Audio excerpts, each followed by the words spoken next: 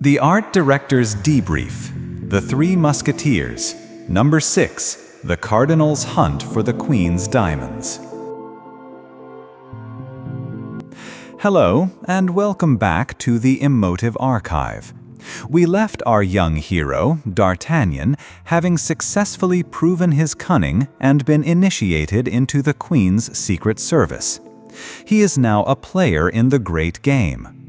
In the chapters we will declassify today, 14, 15, and 16, that game escalates from street-level skirmishes to the highest echelons of state power. The focus shifts from our heroes to our primary antagonist, the formidable Cardinal Richelieu. We will witness the inner workings of his political machinery as he sets a brilliant, cruel, and elegant trap designed not just to expose, but to utterly ruin the Queen of France.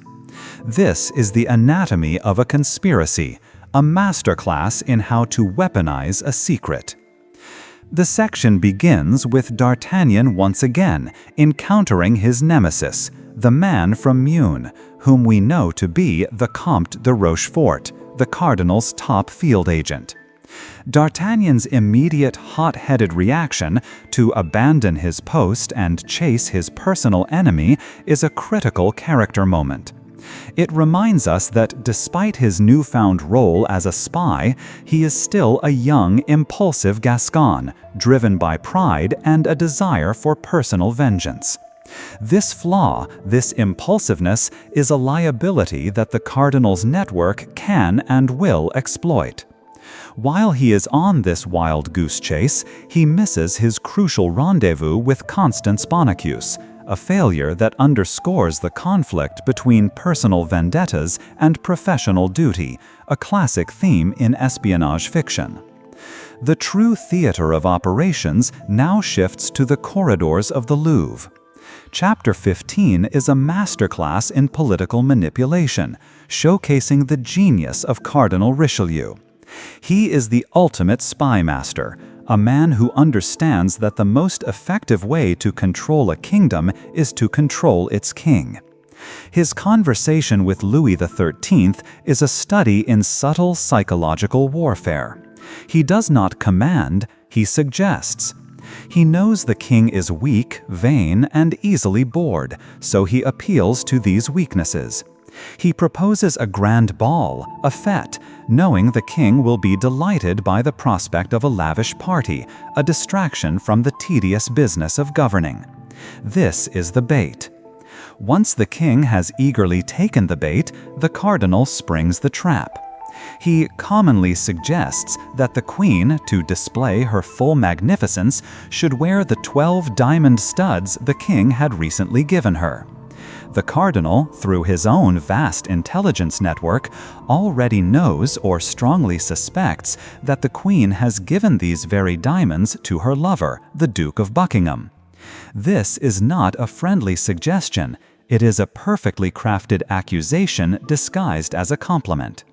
He is forcing the king to issue an order that he knows the queen cannot possibly obey, thereby creating a public test of her loyalty and fidelity. He is weaponizing the king's own authority against the queen. The king, too insecure and unintelligent to see the trap, falls for it completely. He becomes the cardinal's unwitting pawn, the one who will publicly humiliate his own wife. This scene is a chilling depiction of how power truly operates, not through open force, but through the skillful manipulation of human weakness. This brings us to the climax of this section in Chapter 16, The Search of the Queen's Chambers.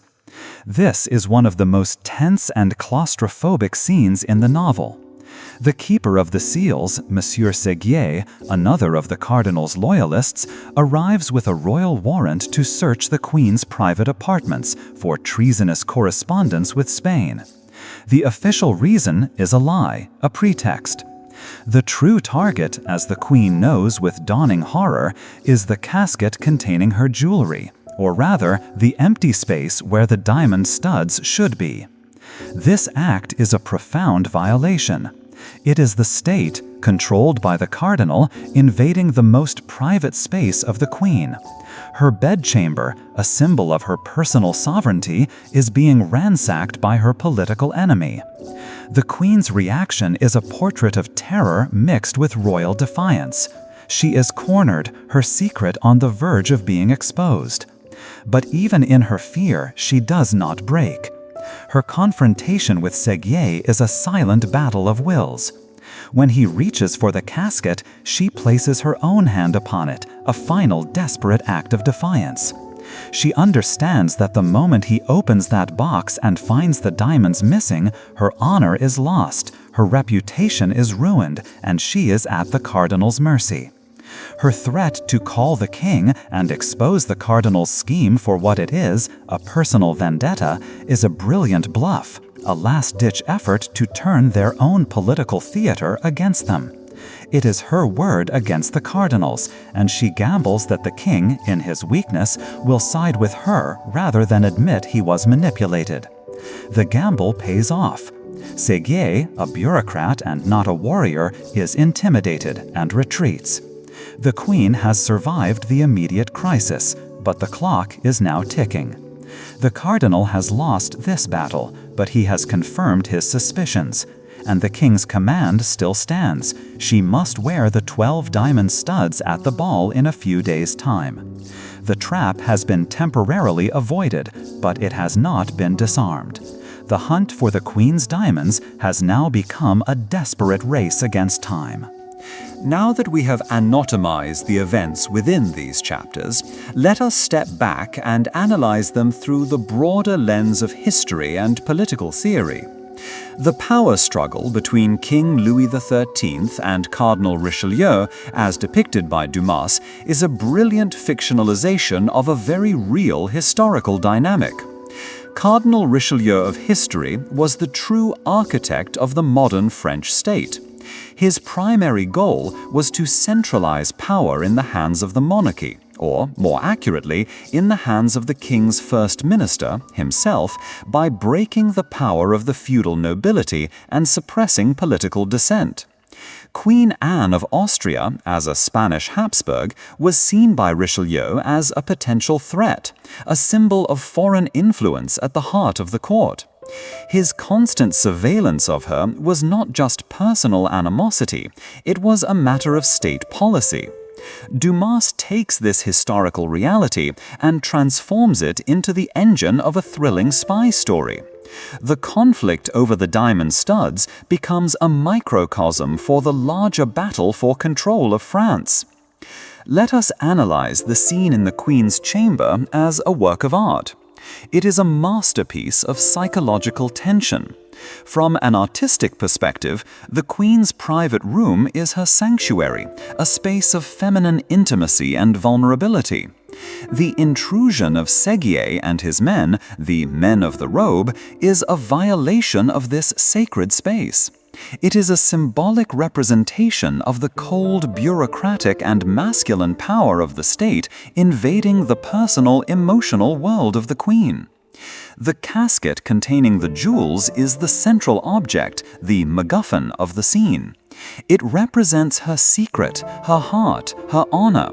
The entire scene is a silent, tense battle over this single object.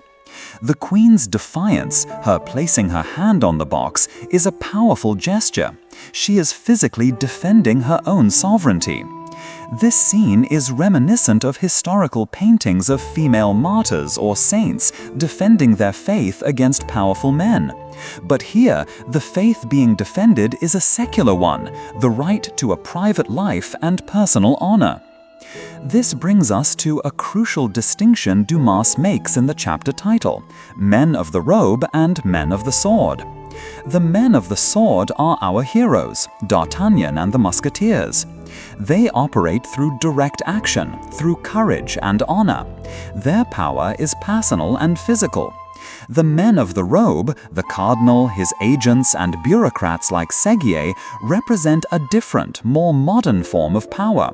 They operate not with swords, but with warrants, with secrets, with manipulation, and with the impersonal machinery of the law.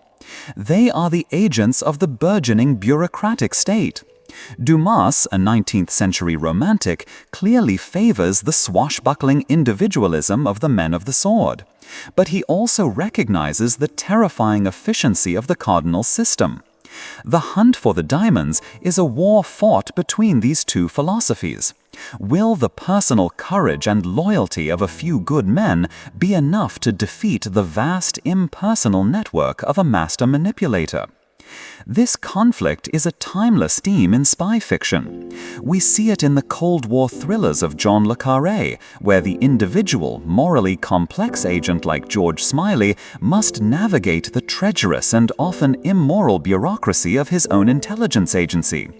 We see it in the James Bond films, where a single charismatic agent, the ultimate man of the sword, must defeat vast impersonal criminal organizations. D'Artagnan is a precursor to all of them. He is the lone operative, entrusted with a mission of national importance, who must rely on his own wits and courage to succeed where the systems of state have failed. Finally, let us consider the role of D'Artagnan in these chapters, even when he is largely offstage. His brief, failed chase of Rochefort serves a crucial purpose. It reinforces the identity of his primary antagonist and reminds the audience of the personal stakes involved. But more importantly, it establishes his current limitations. He is still a young agent, prone to impulsive actions driven by personal feelings. He has not yet achieved the cold, detached professionalism of a master spy. The subsequent chapters, which detail the mission to England, will be his true crucible, the operation that forces him to mature from a hot-headed boy into a disciplined and effective operative. The events of chapters 14 through 16 are the briefing for that mission. They establish the enemy's capabilities, the cardinal's reach extends even into the Queen's bedroom, the immense stakes, the Queen's honor and the peace of the nation, and the ticking clock, the upcoming ball. The stage is now perfectly set for our hero to embark on his first great mission, a desperate race against time into the heart of enemy territory. Thank you for joining me in the Emotive Archive.